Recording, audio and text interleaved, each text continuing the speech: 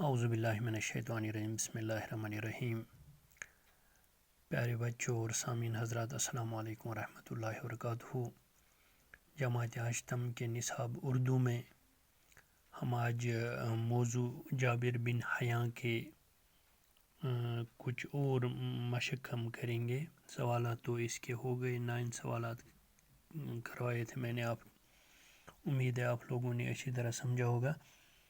اس کے علاوہ بھی اگر آپ لوگوں کو کسی بھی بچے کو کوئی دقت پریشانی یا کوئی پرابلمس پیش آ رہی ہوگی تو آپ مجھ سے ڈائریکٹ رابطہ کر کے یا واٹس ایپ پہ میسیج کر کے مجھ سے آپ بول سکتے ہیں۔ میں اس پرابلم کا، اس مشکل کا ہم آسان حل ڈھونڈیں گے۔ تو آلموسٹ یہ 9 کے 9 سوالات میں نے کروائے تھے۔ تو اب اس کے کچھ محاورے ہیں جو جملوں میں استعمال کرنے ہیں ہمیں، اور پار بھی کچھ مشق ہے۔ تو آج ہم یہ محاورے اور دوسرے جو سوچے اور ذیل کے جملوں کو پورا کیجیے، یہ ہم کریں گے انشاءاللہ۔ اس کے ساتھ ہی آج یہ جابر بن حیاں کا لیسن جو موضوع جو تھا جابر بن حیاں کے نام سے، یہ ہم اختتام کریں گے۔ تو یہ یہاں پہ سوال دیا گیا ہے، ذیل کے محاوروں کو جملوں میں استعمال کیجیے۔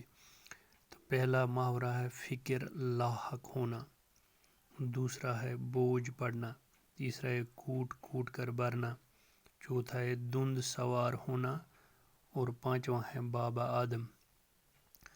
تو اگر ہم فکر لاحق ہونا جملوں میں استعمال کریں گے تو آپ اپنی جماعت کا، اگر آپ سوچیں آپ لکھ سکتے ہیں، اس کا آپ لکھیں گے مجھے 8ویں جماعت کے امتحان کی فکر لاحق ہو گئی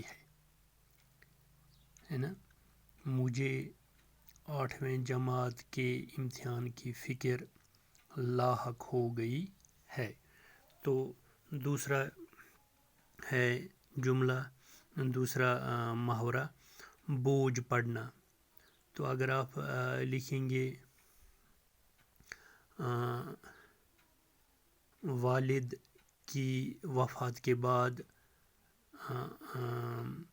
وسیم کو یا اسلم کو یا سمید کو وغیرہ، جو بھی ہم آپ لکھیں گے، والد کی وفات کے بعد وسیم کے سر پر گھر کا سارا بوجھ پڑا، تو یہ آپ اس کا جملہ لکھ سکتے ہیں۔ یا وسیم کو والد کے وفات کے بعد گھر کا سارا بوجھ اپنے سر پڑ گیا۔ پھر ایک بار میں دہراتا ہوں، والد کی بوجھ پڑنا جو ہے، اس کا آپ جملہ بنائیں گے والد کی وفات کے بعد وسیم کے سر پر گھر کا سارا بوجھ پڑا۔ پھر ہے کوٹ کوٹ کر بھرنا۔ تو آپ لکھیں گے عالم کے دماغ میں علم کوٹ کوٹ کر بھرا ہوا ہے۔ یا اس جابر بن حیاں کو بھی آپ لکھیں گے ان کے دل میں یہ کیمیاگری کوٹ کوٹ کر بھری تھی۔ تو اگر سال اور آسان جو آپ لوگوں کا آسان لگے تو کوٹ کوٹ کر بھرنا، عالم کے دماغ میں علم کوٹ کوٹ کر بھرا ہوا ہے۔ تو چوتھا ہے دھند سوار ہونا۔ تو آپ یہ لکھیں میرے سر پر آج کل موٹر سائیکل خریدنے کی دھند سوار ہو گئی ہے۔ جابر بن حیاں کو ان کو یہ کیمیاگری کا دھند سوار ہو گئی تھی ان کو۔ تو دھند سوار ہونا مینز کسی خیال یا بات کے پیچھے لگنا، شوق ہونا، کیفیت طاری ہونا۔ تو آپ لکھ سکتے ہیں، تو دھند سوار ہونا، میرے سر پر آج کل موٹر سائیکل خریدنے کی دھند سوار ہو گئی ہے۔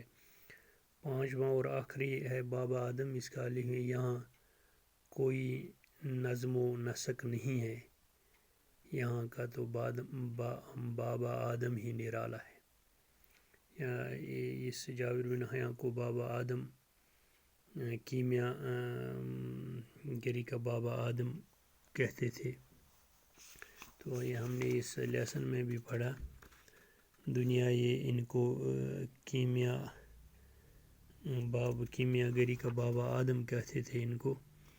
تو جابر بن حیاں دنیا کا پہلا سائنسداں جس نے علم کیمیا کیمسٹری میں ان تمام علم کیمیا کو جابر نے کچھ کوفہ کے اس عظیم سائنسدان کو علم کیمیا کیمسٹری کا بابا آدم یعنی جابر بن حیاں کو بابا آدم تسلیم کیا جاتا ہے، فادر آف کیمسٹری۔ تو یہ آپ لکھ سکتے ہیں یہاں کوئی نظم و نسق نہیں ہے، یہاں کا تو بابا آدم ہی نرالا ہے، یا یہ لکھ سکتے ہیں جابر بن حیاں کو علم کیمیا کا بابا آدم کہتے ہیں۔ تو پھر ہے آگے سوچے اور ذیل کے جملوں کو پورا کیجیے۔ مثال انہوں نے بولی ہے، ایجاد کرنے والے کو موجد کہتے ہیں، ایجاد کرنے والا کسی چیز کو ایجاد کرنا اس کو ایجاد کرنے والے کو موجد کہتے ہیں۔ تو پھر ہے یہاں پہ کیمیا بنانے والے کو، عطر بیچنے والے کو، صبر کرنے والے کو، رنگنے والے کو، شیشہ بنانے والے کو، لوہا کے اوزار بنانے والے کو، پڑھانے والے کو، علم حاصل کرنے والے کو۔ تو کیمیا بنانے والے کو کیمیا گر کہتے ہیں، کیمیا گر، جیسے اس جابر بن حیاں کو کیمیا گر کہتے ہیں۔ عطر بیچنے والے کو عطار کہتے ہیں، پھر صبر کرنے والے کو صابر کہتے ہیں، رنگنے والے کو رنگ ساز کہتے ہیں، شیشہ بنانے والے کو شیشہ گر کہتے ہیں، ایسے لوہا کے اوزار بنانے کو لوہار کہتے ہیں،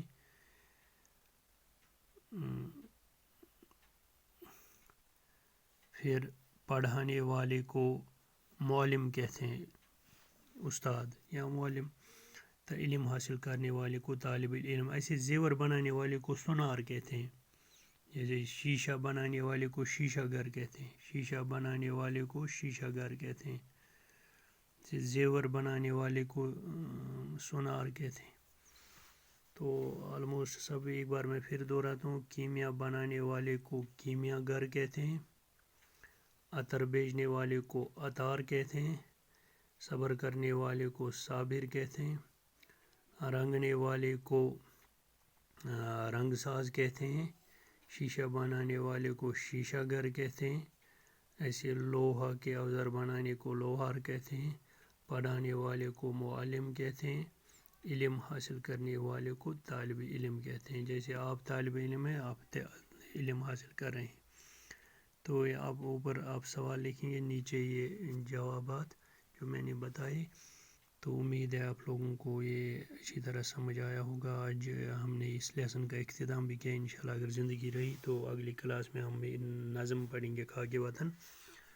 تو آپ یہ صاف لکھنے کی کوشش کریں گے۔ اس کے علاوہ بھی اگر کوئی دقت مشکل پیش آئی تو آپ مجھ سے رابطہ کر سکتے ہیں، میں انشاءاللہ کوشش کروں گا اس مشکل کا، کوئی بھی مشکل ہو تو اس کی آسانی کے لیے ہم مل بیٹھ کے اس کا حل ڈھونڈیں گے۔ تو آج کے لیے اتنا کافی ہے، اگلی کلاس تک اجازت دیجیے، اللہ حافظ۔